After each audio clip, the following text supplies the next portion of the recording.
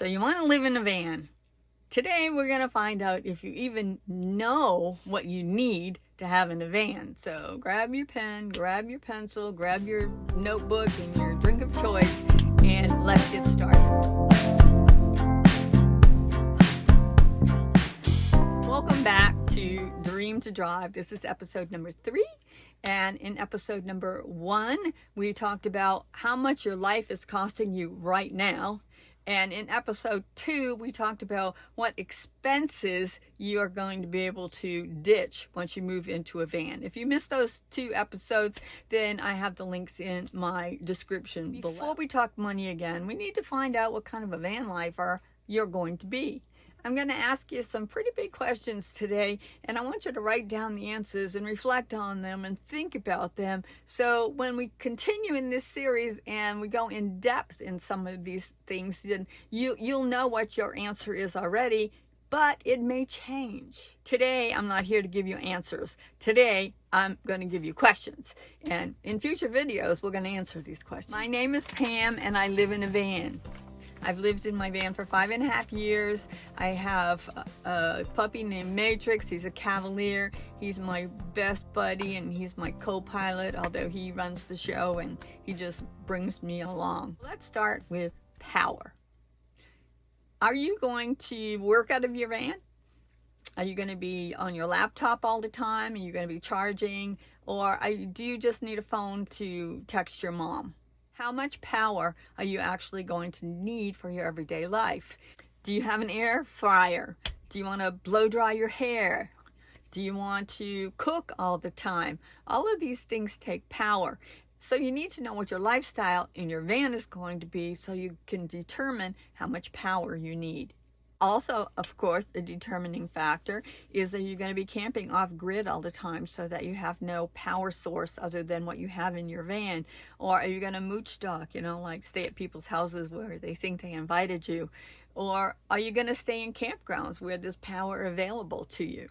Or are you going to do a combination of these? The answers to these questions will determine what you need for power. The next biggest thing I have found after power is bathroom.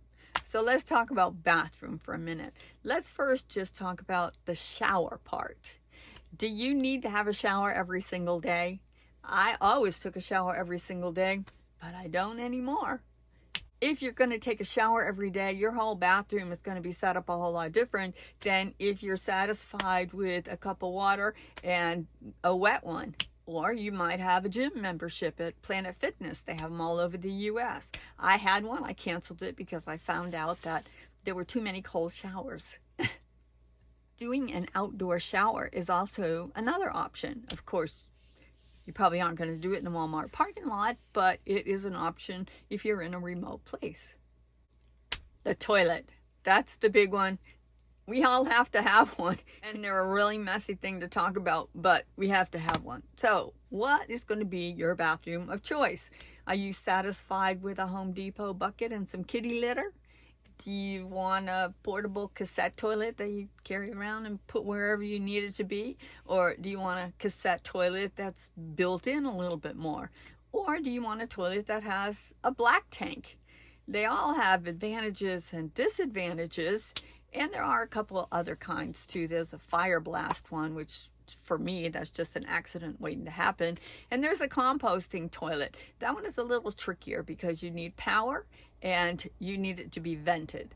So, but these are all options and you get to decide which one you want. So write down right now which one you think you're going to want and then see if you change your mind later or if you are happy with it. I have a manufacturer build van. Back when I got it, I didn't even know there were options actually. So I have an AC unit built into my roof and I have a furnace, hot water heater built in down here.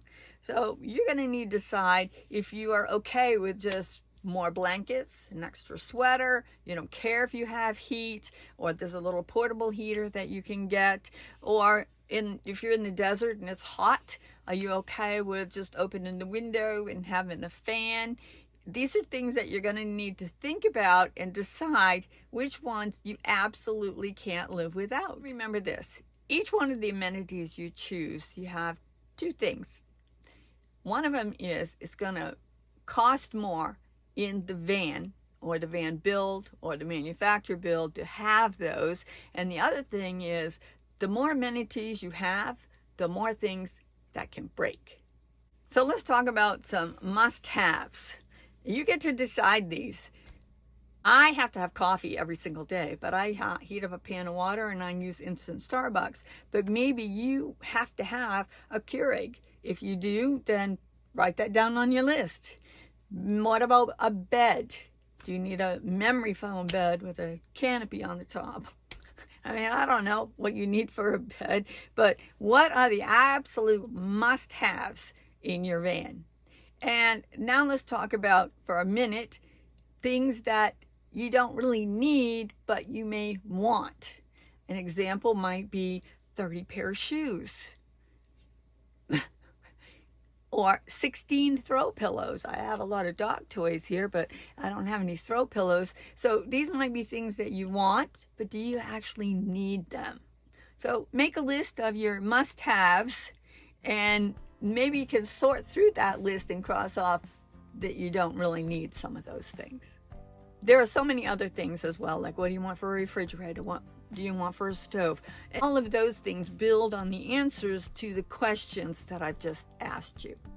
Your answers to these questions are going to figure out what you need for power, what you need for a bathroom and heat and air.